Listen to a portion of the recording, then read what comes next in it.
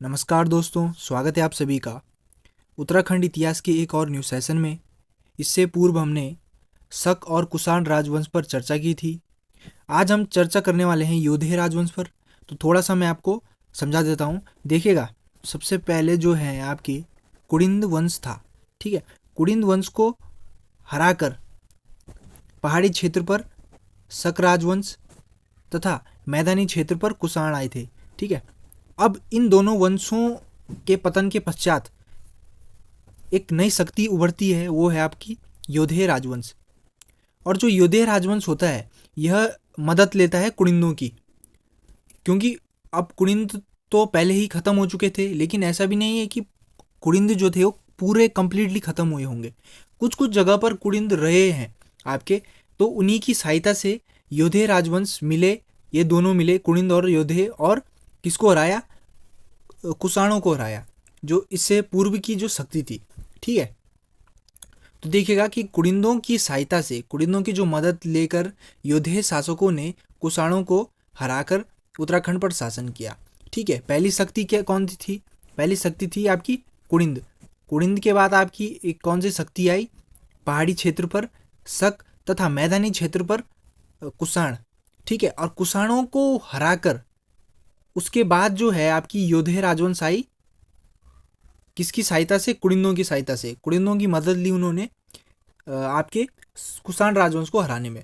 तो इस पर चर्चा करते हैं। देखिएगा, कुड़िंदों को योधेय राजवंश का समकालीन वंश भी माना जाता है। अब देखिएगा, जो कुड़िंद है वो समकालीन है आपके योधेय राजवंश। अब समकालीन मैंने आपको पिछली वीडियो में बताया था कि देखिएगा, जब दो शक्तियां अलग अलग क्षेत्र पर एक ही समय में शासन करें, एक ही टाइम पीरियड में शासन करें, तो उसी को ही हम समकालीन कहते हैं। जैसे कि सपोज एग्जाम्पल के तौर पर मैं आपको बताता हूँ, जैसे कि ये आपका देहरादून का क्षेत्र है और ये आपका उत्तरकाशी का क्षेत्र है। ठीक है, तो यहाँ पर एक शक्ति राज कर रही है, देहरादून में एक शक्ति राज कर रही है, एक राजवंश राज कर रहा है। मान के चलिए आप, यहाँ कुड़िंद वंश जो है ये राज कर रहा है, और तथा आपके देहरादून वाले क्षेत्र में आपके शक राजवंश शासन कर रहा है एक ही समय में। ठीक है, ये अपना कर रहा है शासन और ये अपना कर रहा है एक ही समय में। जब दो राजवंश शासन करें तो उसी को हम समकालीन कहते हैं। तो यही मैं आपको समझाना चाह रहा हूँ कि जो कुड़िंद थे वो योधेय राजवंश का समकालीन वंश था। ठीक है, मतलब एक ही समय में कुड़िंद भी शासन कर रहे थे कुछ कुछ क्षेत्रों पर। ऐसा नहीं है कि इनका वर्चस्व ज़्यादा था, लेकिन कुछ कुछ क्षेत्रों पर कुड़िंदों का शासन भी हो रहा था।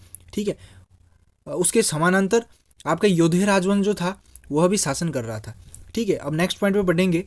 लगभग तीसरी चौथी सदी के आसपास लैंसडाउन से हिमाचल प्रदेश तक योधेय राजवंश का शासन रहा। अब योधेय राजवंश का अगर हम शासन देखें तो आपका लैंसडाउन पौड़ी से हिमाचल प्रदेश तक इनका शासन रहा। ठीक है, ये जो क्षेत्र था आपका लैंसडाउन से आपका हिमाचल प्रदेश वाला, वहाँ पर इनका शासन रहा। नेक्स्ट पॉइंट पे बढ़ेंगे। देखिएगा, इस वंश का सबसे प्रतापी राजा सीलवर्मन था, जिसके द्वारा यमुना नदी के तट पर 4 अश्वमेध यज्ञ किए गए। अब देखिएगा, जो आपका योधेय राजवंश है इसका सबसे प्रतापी राजा पूछेगा तो ये आपके सीलवर्मन। ठीक है, सीलवर्मन ने क्या किया था? यमुना नदी के तट पर 4 अश्वमेध यज्ञ कराए थे। ठीक है, तो अश्वमेध यज्ञ क्यों किए जाते थे? अश्वमेध यज्ञ है आपका क्षेत्र विस्तार को लेकर।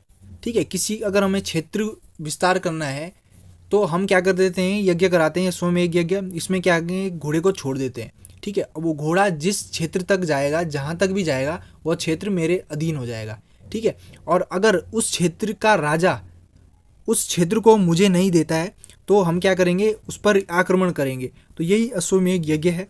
ठीक है, तो 4 अश्वमेध यज्ञ कराया आपके सीलवर्मन ने, जो कि आपके योधेय राजवंश के शासक हैं। इस अश्वमेध यज्ञ कराने का उल्लेख हमें विकासनगर के बाड़वाला जगतग्राम वेदिका से प्राप्त होती है, जो कि संस्कृत भाषा में है। अब देखिएगा, विकासनगर में एक बाड़वाला जगह है जो कि जगतग्राम वेदिका वहाँ से प्राप्त हुई है। उससे हमें पता चलता है कि सीलवर्मन ने यमुना नदी के तट पर यज्ञ कराए थे। पूछेगा कि जो बाड़वाला जगतग्राम वेदिका है यह किस भाषा में है? तो यह आपकी संस्कृत भाषा में है।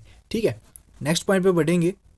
नेक्स्ट पॉइंट है, बाड़वाला जगतग्राम वेदिका का उत्खनन TN रामचरण के नेतृत्व में 1952-53 में किया गया। इसका जो खोजने का कार्य है, जो आपका उत्खनन करने का जो कार्य है, वह TN रामचरण के नेतृत्व में 1952-53 में किया गया। ठीक है, ये आपको याद रखना है। अब देखिएगा योद्धाओं की मुद्राएं, देखिए इनकी मुद्राएं कहाँ कहाँ से मिली है, तो देखिएगा जौनसार बावर जो क्षेत्र है आपका देहरादून में जो पड़ता है, वहाँ से इनकी मुद्राएं मिली हैं। और कालो के डांडा मुख्यतः आपका लैंसीडाउन क्षेत्र है, लैंसीडाउन से इनकी मिली है।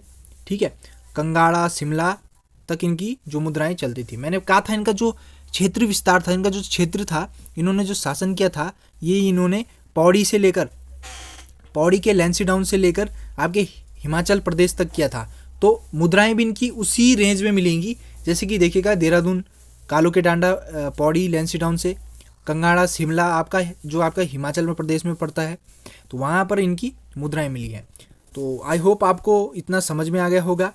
इसके पश्चात हम कल से यदु राजवंश पढ़ेंगे और नागवंश पढ़ेंगे। यदु राजवंश अलग है, ये आपका लाखामंडल क्षेत्र में आता है। ठीक है, और उसके बाद हम नागवंश, पौरव वंश, चंद पंवार, काफ़ी वंश हैं आगे, तो उन पर धीरे धीरे डिस्कशन करेंगे। आई होप आपको यह सेशन पसंद आया होगा। कुछ भी क्वायरीज होती है आपकी तो आप कमेंट कर सकते हैं, और मिलते हैं ऐसे न्यू सेशन के साथ नेक्स्ट टाइम। तब तक के लिए जय हिंद।